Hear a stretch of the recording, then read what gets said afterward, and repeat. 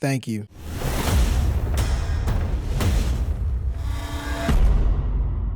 Reason number 1. Parts 2, 3, and 5 are the only titles in the franchise that people get right without having to do a Google search to get the name right. Parts 6, 7, and 8 is super confusing because people never remember if the words furious or fast are included in the titles. Reason number 2. I rarely give an ounce of a damn how co-stars feel about each other behind the scenes, but with this franchise, the movies that didn't involve The Rock and Vin Diesel beef are better than the movie where they put all their business out on social media and let the world know they hated each other. Reason number 3. All these films did crazy blockbuster numbers at the box office because they followed the Fast Five formula and invited a member from all the previous installments to join the team. Too Fast, Too Furious was buried, but after Fast 5 included racers from Part 1, Too Fast, Too Furious, Tokyo Drift, and Part 4, they set the blueprint and brought the franchise back to life. Reason number 4. The new additions to the cast in Fast 5 helped revitalize the franchise, and those casting decisions outrank the new faces added in the other movies. Reason number 5. The Fast and Furious movies got a lot of pervs into the theaters by showing booties and titties all over the trailer. They do it in every movie, but at least in Fast 5, they find a legitimate excuse to work it into the story because the gangster forces his workers to strip while they're handling the drugs, like Nino Brown did in New Jack City. Reason number 6. In heist movies, you're supposed to cheer for the bad guys because the good guys, like cops and law enforcement, are the bad guys, and the bad guys are good guys even though they're usually stealing something. Dom and his friends are criminals in Fast 5. In the other movies, they're working with the popo. It's hard to cheer for snitches. Reason number 7. Brian would know what to do.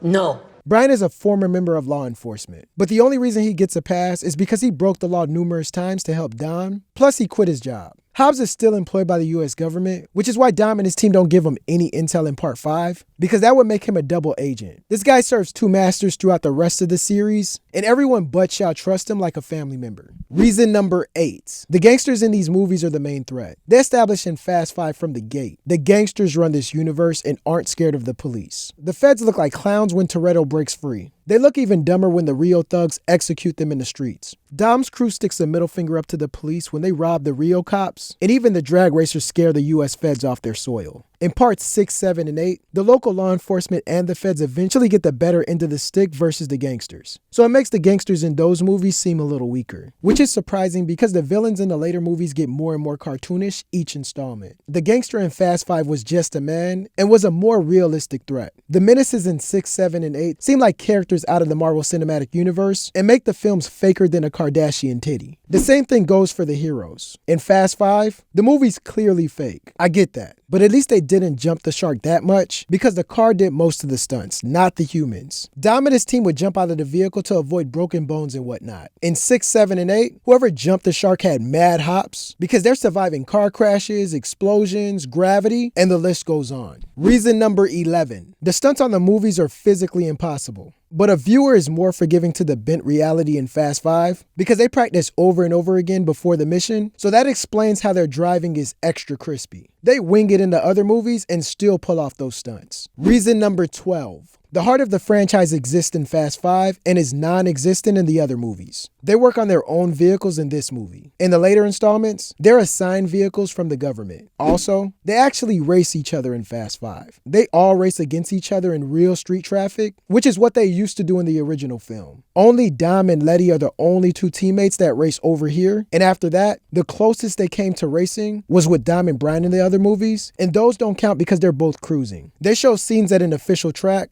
but the movie's called Fast and Furious, and nobody's gonna get furious racing on an official track. They gotta take it to the streets like Lil' Kim said on You Got Served. Reason number 14. If you're a Rock fan, good luck, because he takes more L's than the last letters in the Do You Smell a with the Rock is cooking catchphrase. His fight with Shaw ends in a tie in 8, which is just as bad as losing. He gets whooped by Shaw and has to cheat and use a gun in 7. He's getting whooped in 6 and has to cheat and tag in Dom to help him over here. Fast 5 against Dom is the only fair fight The Rock has in the franchise against a main character, and he gets embarrassed. Reason number 15. A secret hideout is always attacked in these movies to mess up Dom's team's plans. The team was smart enough to run away seconds before the attack, so nobody got hurt. They were infiltrated in part 6, and the evil double agent knew their whole plan the whole time, and they never realized it until the end of the movie. They walked right into an ambush over here, and Shaw spent a whole speech monologuing a spoiler that they were about to get shot at, and no one was smart enough to run away. In part 8, They get an alert and keep zooming in like the color will change, instead of running away, which is why the whole team gets hit by the blast. Reason number 16. All of these films have a baby reveal in them, but the best one goes to the Fast Five when we find out Brian and Mia were expecting a baby. Reason number 17. All of these films have a character that gets taken as a prisoner, but escapes. Fast Five has the most impressive escape because the team helped Dom escape from custody. Brian, Hobbs, and Shaw were taken into custody and eventually got set free only because the United States government pulled some strings to get them out. Reason number 18. Dom is a cold-blooded killer in Fast Five, and this is the scariest he's ever been. His rule is to never hurt his family, but with everyone else, they're dead to him. He kills everyone except his family in Fast Five. He's more merciful in these movies, and that's why the bad guys live for future sequels. Reason number 19. The degree of difficulty in the last chase in all of these movies are lowered because the cops never join the high-speed chases. The team attracts a lot of attention to themselves and no one calls 911. That's unbelievable. In Fast Five, they have to outrun the gangster, the feds, and the cops. Reason number 20. Dom always performs a life or death stunt with his vehicle for the climax of the last chase. In parts 6, 7, and 8, after his car lands, there's always a moment where the film tries to make you think he's dead, which is pointless and unbelievable considering all the other unrealistic life or death scenarios he's walked away from in the franchise. In Fast Five, he walks away from the stunt clean without wasting any time on needless suspense. Reason number 21. There's a character in the family that dies in every movie. The easiest one to get over is the death in Fast Five. Reason number 22. Fast Five is the last film before the timeline got all jacked up like the X-Men franchise in Part 6. The creators went back to fix Tokyo Drift, arguably the weakest film in the franchise. It ended up resetting the timelines for future films, so they took place before Part 3, which is stupid because Bow Wow's dress code in that movie confirms it took place when baggy clothes were in style. Speaking of jacked up timelines, after the initial installment, it became a tradition to release a Fast and the Furious film the same time as an X-Men film. X2 and Too Fast, Too Furious, Last Stand and Tokyo Drift, and Wolverine Origins in Part 4 were released in the same year. This cycle continued with Fast 5 in Part 6, but the chain was broken after Furious 7 was delayed because of Paul Walker's death. Reason number 24. There's usually a tease of what's to come at the end of these movies. Fast 5 teases Letty's return, Part 6 teases Shaw's arrival, Part 7 teases Shaw's return, and I think the studio intended on ending it with 8 until they saw how much money it did, because there's no teases at the end of that one. Those are 24 reasons this movie is better. You agree? Yes, no, maybe so? If not, politely share your thoughts in the comment section below and click the subscribe button for more 24 reason videos.